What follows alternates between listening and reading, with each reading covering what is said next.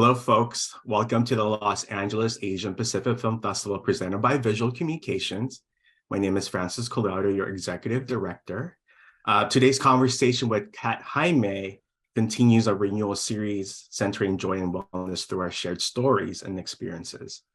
Kat Jayme is a Filipino-Canadian documentary filmmaker, the director and producer of The GRIZZLIE TRUTH, having its US premiere at the festival on Saturday, May 13th. Folks, I'd like to welcome Kat Jayme. Thanks so much for having me, Francis. Really today is just a really fun conversation regarding I feel like our love and heartbreak about basketball.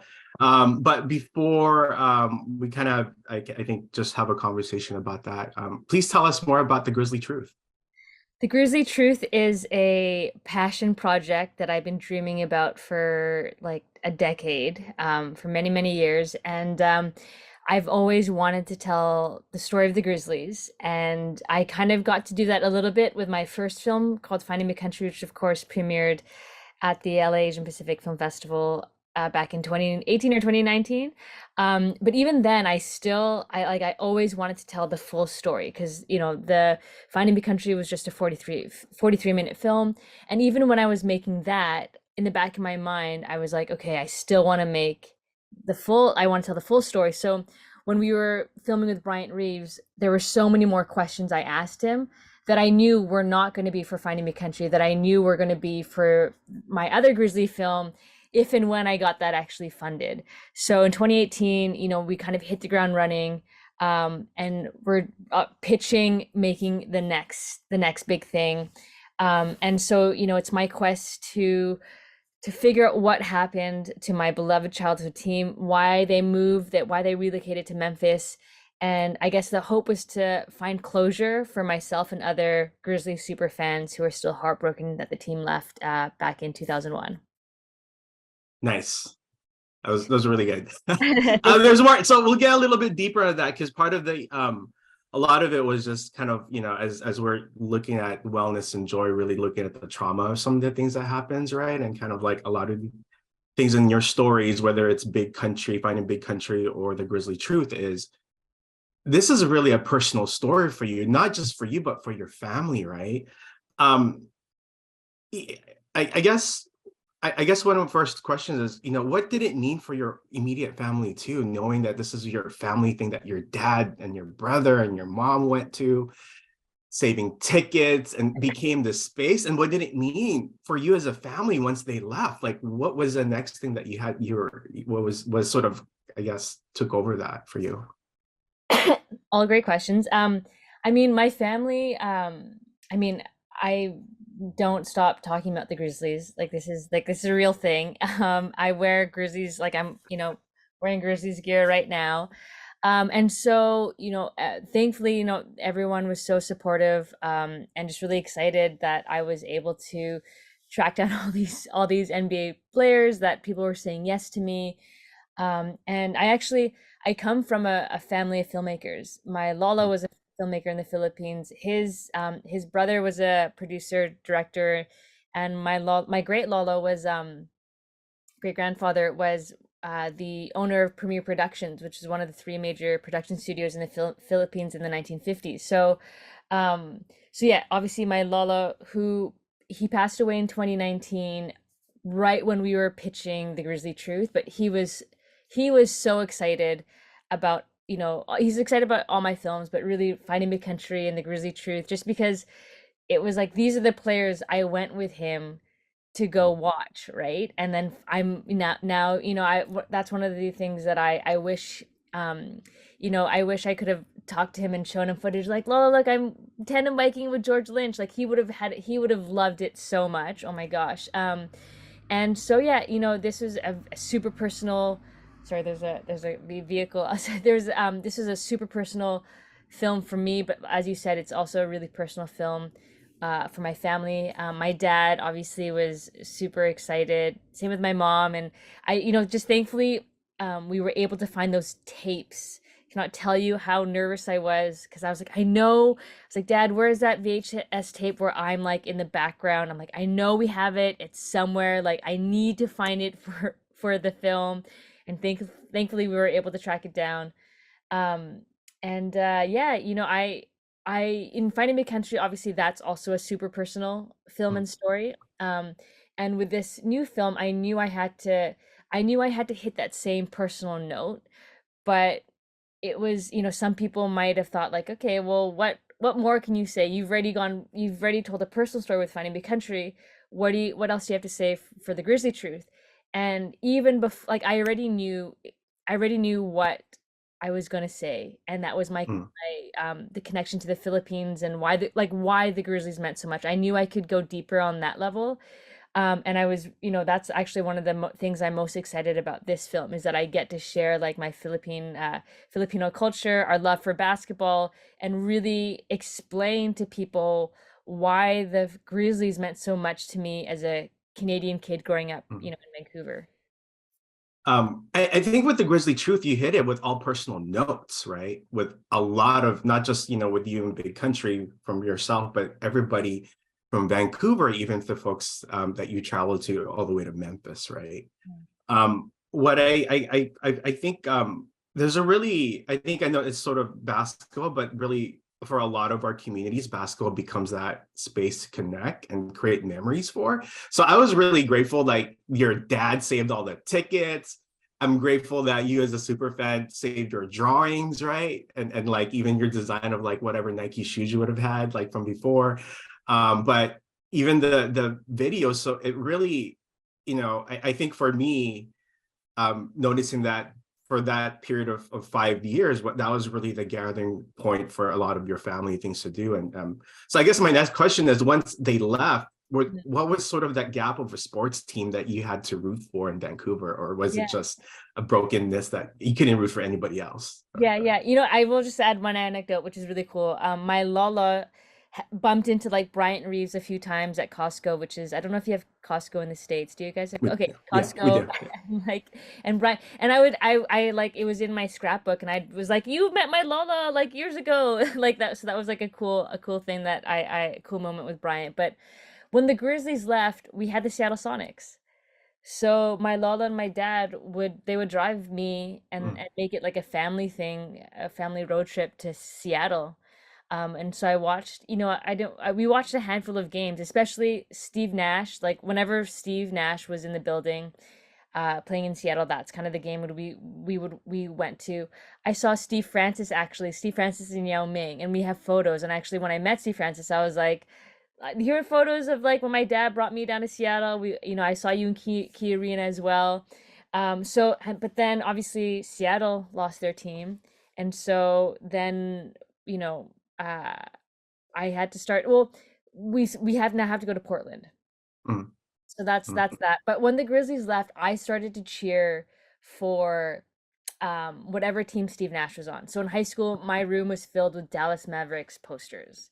So I was a huge, that was like the era of like Michael Finley, Dirk Nowitzki. So that was my team. And then when he moved to Phoenix, that became my team as well mm, with Stoudemire and like Sean Marion. And then after that, to be truthful, I stopped because that's, Steve Nash, went to the Lakers, got injured and didn't really play. And so I didn't really, I stopped rooting for a team and stopped like mm, following team. If I had to mm. choose a team, it'd be the Boston Celtics because of my dad. He's a huge, Oh, like all Filipinos, Boston Celtics. So that was that was my team for a while. But now, I mean, I don't have loyalties, and I think I mean, the Memphis Grizzlies, of course. mm, I've kind of gotten on board, cheering for them, but a team really does bring a community together, and I do still feel like that's lacking here in Vancouver. I mm. can't say bring back the Grizzlies anymore, but I do, hope that Vancouver gets an NBA or WNBA team. Nice. I always felt like if you lose your team, it's harder to root for another one, but you always follow certain players. I know you as a basketball player probably admired somebody, and it looks like from a lot of your game tape that you Yeah. show, it's very Steve Nashy, right? It's sort of Well, like, yeah. I So appreciate that. yeah.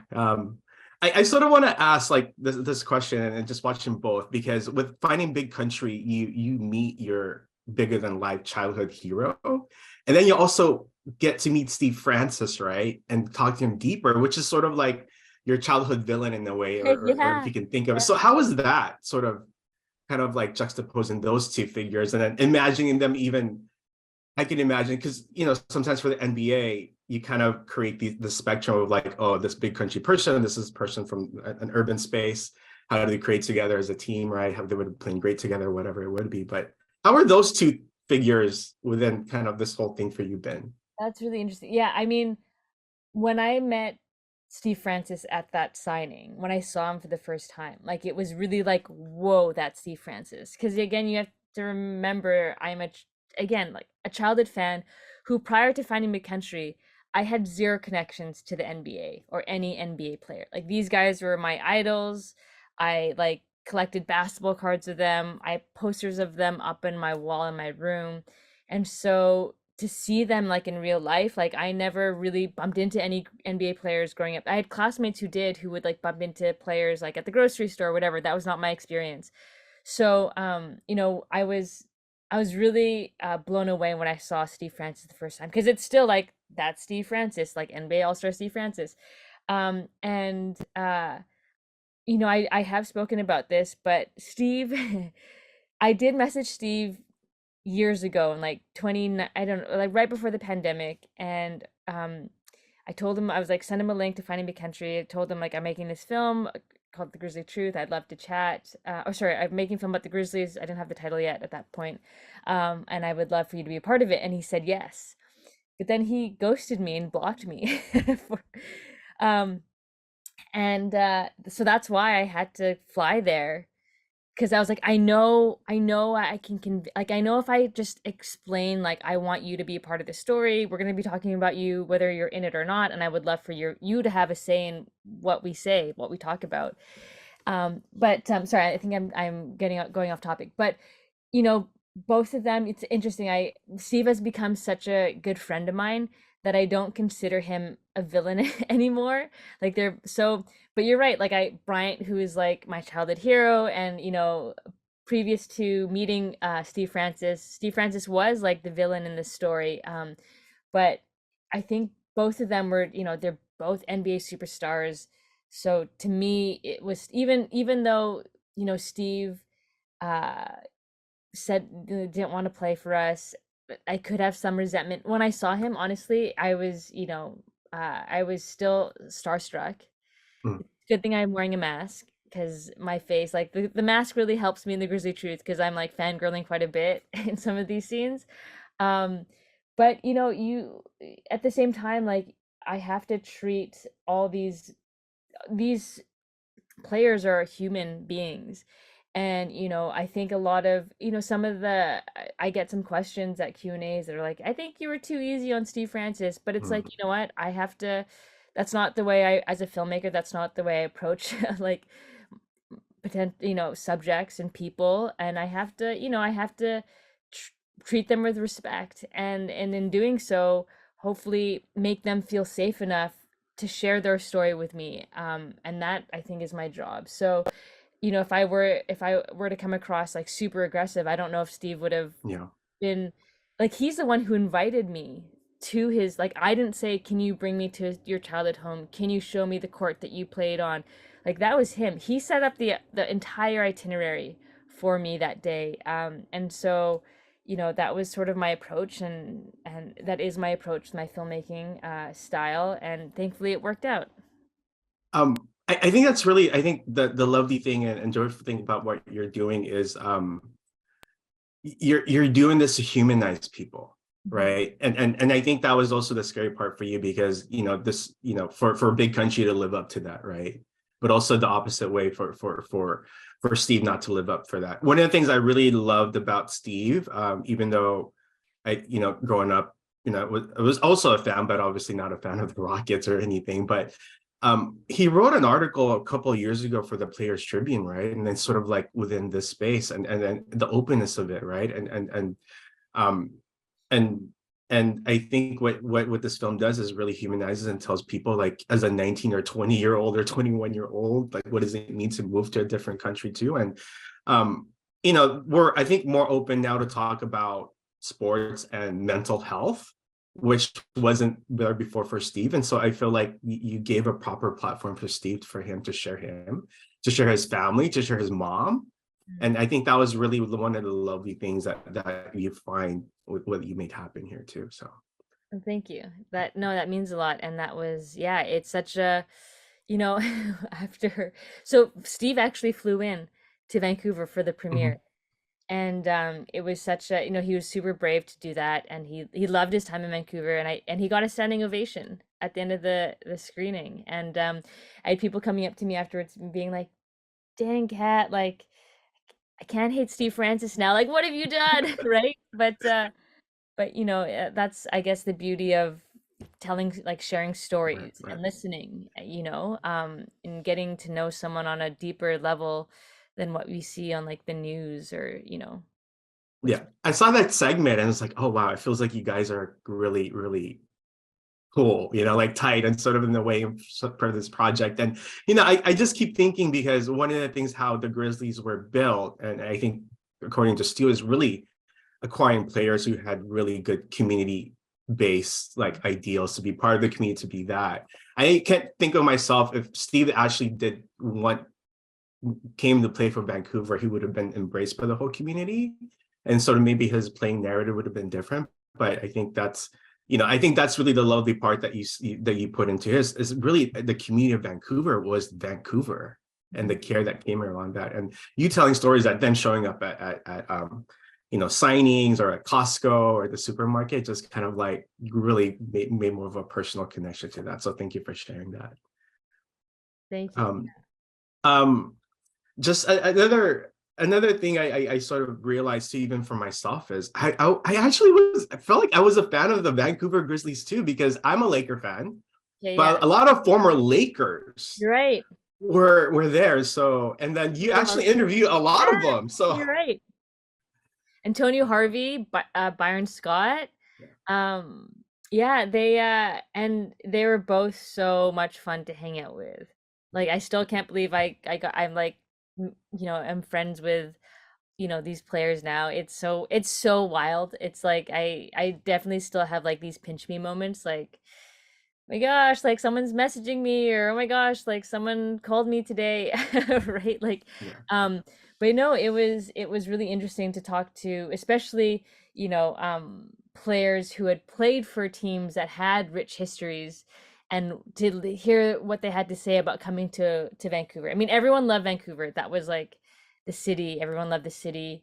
You know, some people like Antonio Harvey loved the opportunity, like he was really excited. A lot of people were excited to come because they were like expansion team, more playing time.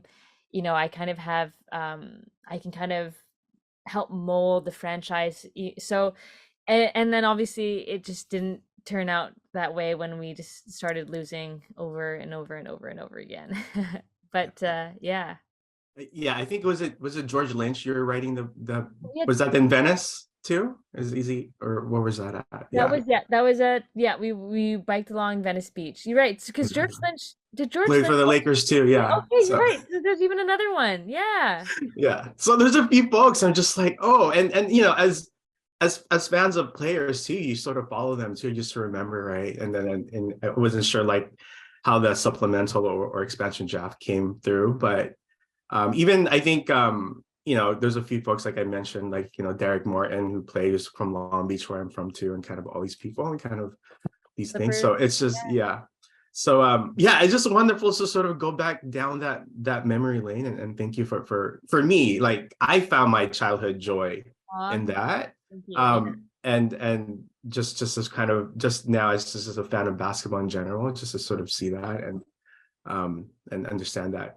I guess my next question is: are you still trying to find the truth, or finding a place to also put blame of what happened still, or do you think it's just a common thing, or do you feel like is this still a little bit of with ownership, or I think, what was something that you can include in there that you wanted to yeah. obviously? There was, yeah, oh my gosh. Okay, this was probably the most difficult thing for me, was straddling both being a fan and a filmmaker. And this is, you know, thankfully I had a really great team who supported me and helped me get through, because I would have like not panic attacks, but I would be like freaking out, being like, "Oh, but we're not including this and this, and but everyone needs to know this happened," and everyone and my team would be like, "We can't like first of all, we can't fit everything into like an hour and like six. We can't fit everything that happened in 6 years into like a 90-minute film." And second of all, like not everyone is a huge Grizzlies diehard fan, and we have to make a film that reaches the masses. So we can't go down these rabbit holes. But I honestly like it was such a combination of everything that could go wrong went wrong for the Grizzlies. And the one thing that we could not highlight, we did not have time, were the NBA lockouts. There were two, Mm, and that really hurt the Grizzlies. And that's why when they say like we were starting to gain momentum, and then so the first lockout happened, and that hurt our Vancouver owner Arthur Griffiths. And once Arthur Griffiths lost control of the team, and John McCaw came in, that's when things like once we lost that local tie to the team, ownership tie to the team, that's when really I feel we were not safe anymore. yeah. And the one thing that John Bitov of the first owner of the original owner of the Toronto Raptors says, he kind of glosses it over, and he says that the money thing isn't a thing, but it really is a thing, right?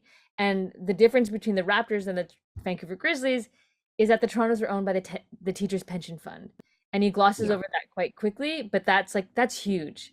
So when the first lockout happened in night, like this is right before the first season started, the Raptors had a way bigger they had a bigger safety net than the Grizzlies, right? So that's why they were able to weather the storm for longer than we did. That's the first thing. And then the second big thing that happened was the other NBA lockout. And Yeah. that really, because the Grizzlies were getting better. And then I forget, was it the 90s? It was the late 90s. There's a lockout. It was in 98, 99. I think that's the Wait, Steve Francis draft yes, too, okay. right? So kind of, yeah, yeah, Yeah, so then that lockout really hurt us because we were getting better. Then there was a lockout. And then, in Vancouver, if the Vancouver is such a beautiful city, there's so many things to do outdoors. And so I think at some point we kind of maybe lost a few of the people who came to Grizzlies games because they found other things to do. You know what I mean? yeah. And then Steve Francis said he didn't want to come. So there's just like, I obviously understand Steve's side of the story and understand what he was thinking and how he was feeling, but I do think that was one of the, you know, that was one of the things that could have saved us, that could have helped us, right? So it was, yeah, it was just, I don't think it's fair to blame like one thing or one person, but I think it was just like a, the perfect storm, and everything, like literally everything that could go wrong for the Grizzlies went wrong. Do you believe the last owner really put in the full intent to stay? And I guess all these different things, but I I mean, mean, and you don't have him on camera, and sort of obviously he passed, but I mean, these are always the questions about some of these things, right? What is ownership's intent and that narrative after that?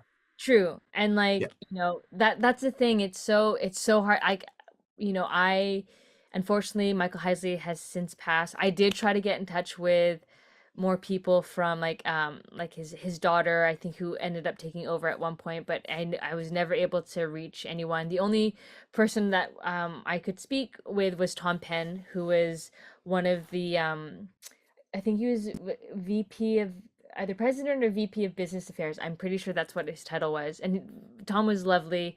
I mean, in the film, he does say like point blank, he's like, "Cat, there's no like we had a plan B." That's the yeah, verbatim like line that he has.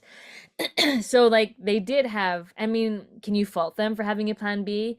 Like they're bit like, Michael Heisey is a businessman. So that's I think the thing that you can argue for or against, because they said they were going to come and give it their all, last about 3 years, and then the dollar hit. But at the same time, and then my rebuttal was, I mean, sorry, yeah, my rebuttal was, well, didn't you know? Like this, like I'm yeah. saying exactly what I said, when I was interviewing Tom. I was like, didn't you know that the what the dollar was, and of course we knew, make no mistake, we had a plan B. So, so anyways, that was, again, it's just a mix of things, and that one, it is still potentially debatable. But I did speak to Tom, and I do think that they tried, but whether or not, here's the thing, and I think this never, maybe this was in a pre-interview or it just ended up hitting the cutting room floor. Like, could they have lasted longer? Like, could they have tried it for Mm, longer? You could argue that, but then again, it's not my money, right? yeah. So that's the thing. I, I yeah, I yeah, mean, yeah, 40 million loss, I think, after buying the team for like 160, right? Was sort of like, that's yeah, a big loss. I mean, and sort of a big reason to sort of, I guess, give you financial incentive to move too. But yeah, I feel like sometimes it's easier to blame ownership a lot too, but in this business of making money and what does it mean, and especially which I felt like was also the business of like the other owners not letting you folks get high draft picks, right? Because it's sort of the business of that money side too. So and then for you to highlight that just to kind of from the personal to a business level, kind of like as illuminating in the story too. So that's a great component for that. How is it talking to Stu? Going to New York, talking to yeah. Stu. I mean, everybody is Stu Jackson has been kind of this figure, knowing for the Grizzlies, but also been part of the NBA family in terms of a lot of their leadership stuff and going through other organizations. But how is it with him?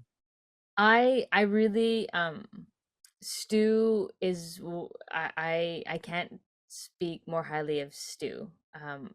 It's really and this is what I found so interesting is that you know fans have such a different perspective of, they obviously are upset because they're upset that their team left, and Stu is obviously one of the main scapegoats that they direct their anger towards.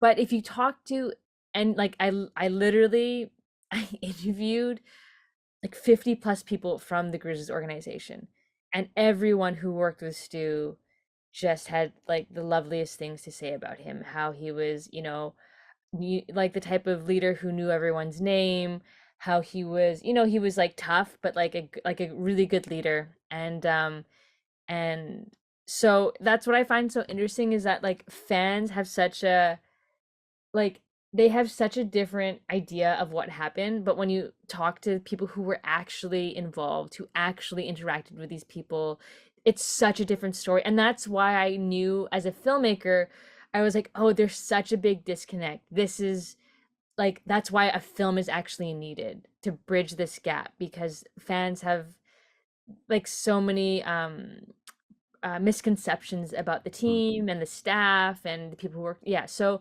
yeah, I really enjoyed my time chatting with Stu. I really did want to give him a voice in this, and share like his side. And I that the yeah, so I that was even more so honestly than Steve Francis. Like I really wanted to give Stu, or even as just as much as Steve Francis, like I wanted to give Stu a chance to share like how different, like what cards he was dealt, Yeah. and like what he faced as the GM of a franchise that had so many rules that made no sense. That made no sense. So yeah, so that was a goal of mine.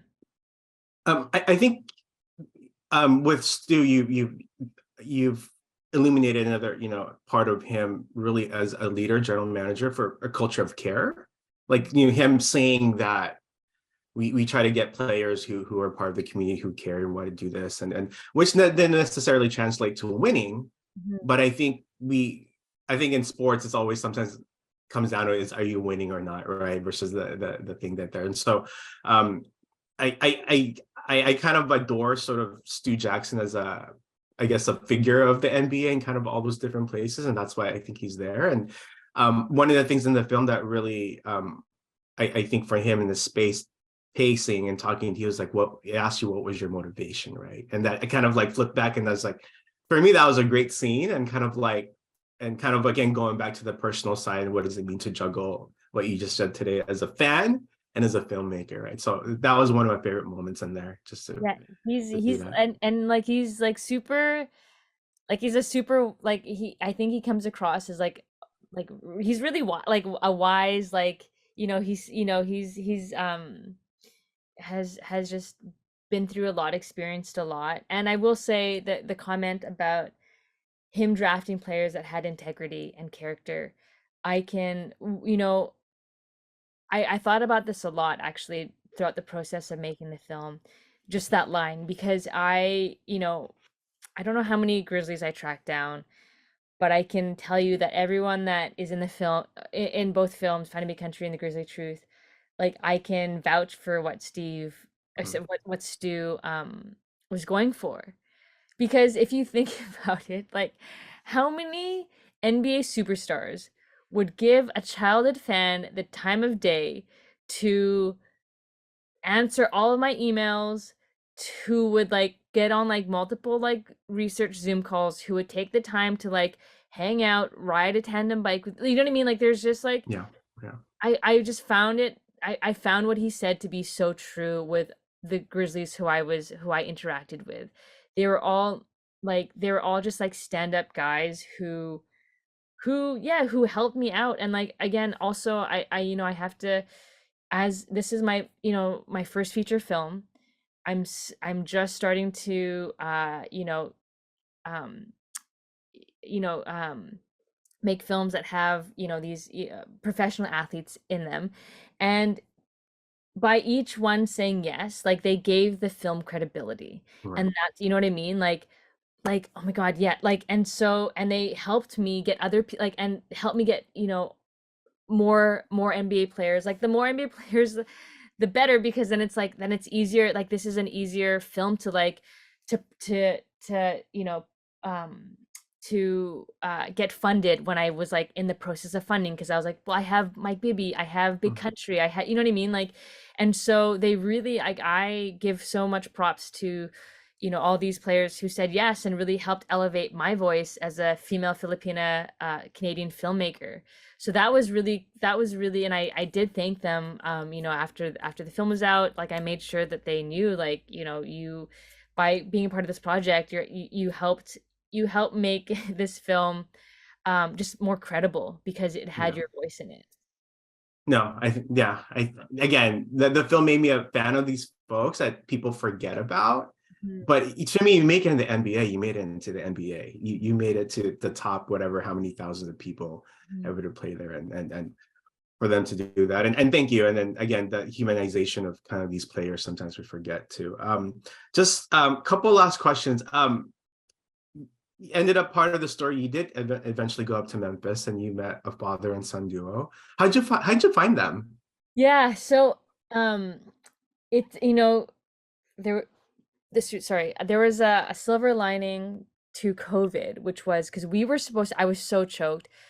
The week that everything shut down, a week, like that week or something like that, or the next week, we were supposed to go to Memphis to film. We had bought tickets. The Grizzlies and Raptors were going to wear their retro jerseys, and I was devastated and I was so choked. And I was like, but that time period, it was a good thing that not it was a good thing that we didn't end up going. Not that COVID happened. I obviously wish that COVID never happened.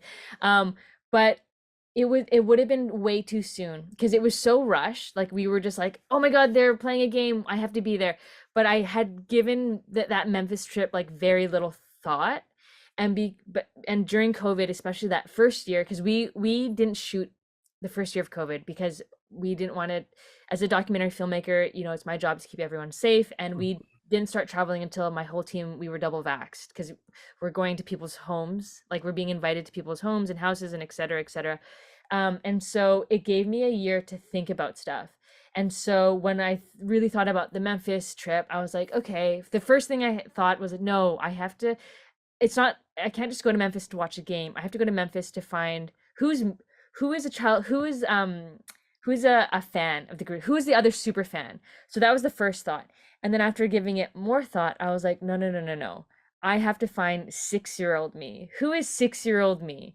And so I joined like a bunch of Grizzlies Facebook, Memphis Grizzlies like fan groups in Memphis. And then I put out like a call out like, hi, my name is Kat. I made a film called Finding Big Country. I'm working on another film to tell the full story of the Grizzlies. Who like super fans, like show yourselves, like I'd love to chat. And then so many people responded, and then thankfully Antonio Braxton senior saw the post, and he said he commented, he put a link out, I guess one of the features that him and his son were featured in. And as soon as I saw it, I was like, oh yeah, like this, I need to speak to you guys. So we did like a prelim Zoom call, and then I was like convinced. I was like, yeah, this is the father son duo. And I mean, I think the my other favorite part in this film is obviously Antonio Braxton, like the two of them, but Antonio Braxton Jr., who just is the best and the cutest, and he's like, he really, he really, he wins everyone over, like Yeah. it, like in screenings like he everyone just like is, laughs at every, like he's not in it like laughs in like a sweet, like, oh my gosh, this kid, like this kid is the best. And obviously he has that line that's like, well, maybe we can share the team, which is like the my favorite line in the whole movie. Oh yeah, I didn't know that's where it was gonna go, and that's the part that would hit me too, because I think part of the beauty of this is, even though you lose something for somebody else who finds it, it becomes something you love too. So Yeah, and yeah. sort of that. Um, so one of the things we're having the Zoom call is you have to go to the Philippines, right? Is that where you're Yes, I'm going? going And to the so Philippines. I yeah, haven't. so Yeah. what are you doing? Are you making basketball stuff there or? I wish. Well, no, I'm going there to spend time with my Lala. I haven't seen her since COVID started in 20, I haven't been back since 2019. And because of COVID and because of my, like, my work schedule, I was working on two feature films during COVID. I haven't had the time. So I'm just, yeah, I'm finally, I have like a few weeks where I don't have work or travel. Well, I didn't actually know, like I had booked this flight, and then I found out about the festival, because I am so choked that because I had so much, like I had such a blast the last time I was there. I immediately, like, I knew I wanted to submit to you guys. I was like, ugh, I kept like checking, like, are submissions open? Like, did I miss submissions? And I kept emailing our team like, are we submitting? Has like, is this on everyone's radar? Like, so I'm, I obviously was super super happy, and grateful when we found out the news. And yeah, and Byron will be there, and hopefully, yeah, Derek Martin as well. But yeah, and I'm excited. I'm excited to share the film. I do have family in LA, and so they will be coming and representing for me. Oh, nice. Yeah, I think for me too, basketball, one of my favorite books is called Pacific Oh Rims. yes, Yeah, yeah, Raf actually helped. I was doing research, and he's actually in the special thanks, yeah, in the credits. Because yeah, I obviously have read the book. It's so good. And a few people helped me because I obviously I needed to confirm a few facts, yeah, when my dad like talks about the Philippines and whatnot. yeah. And I actually enjoy the archival footage too of Yeah, basketball in the Philippines, right? So yeah, thank you for that.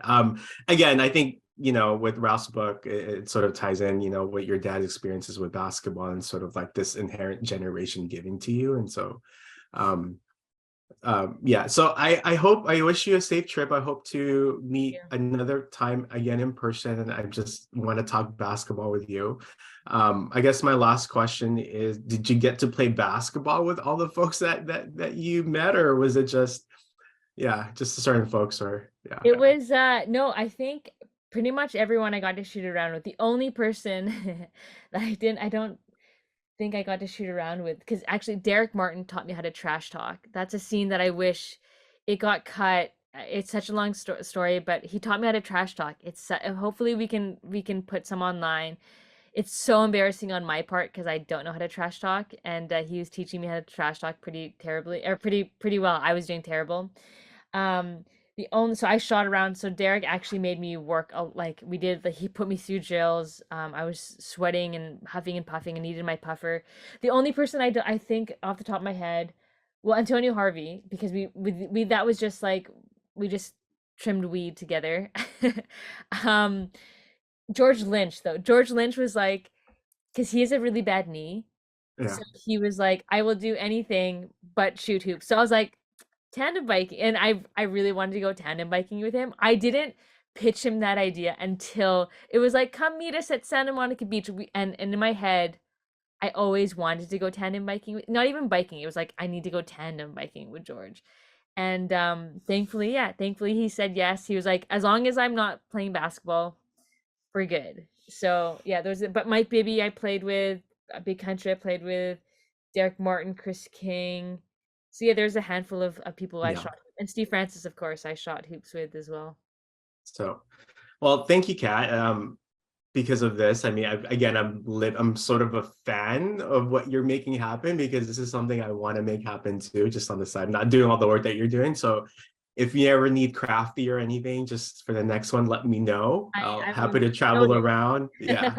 But any last sort of message to our audiences, to anybody around the world watching this, or just what's next for you? Just go for it. Yeah, I mean, I thank you. Big thanks to the LA Asian Pacific Film Festival for supporting my career. This is the second film that you guys have supported, and just continue to watch, support Asian American, Asian Canadian, Asian films. There's some really great storytellers out there, some great stories that are being told, and yeah, no, I'm excited to share the Grizzly Truth with the audience in LA, and I hope to be back to the festival again with my next film. Well, thank you folks for joining, and Kat, thank you for joining us again. Hope to see you soon. Thanks, Have a Francis. wonderful day, everybody.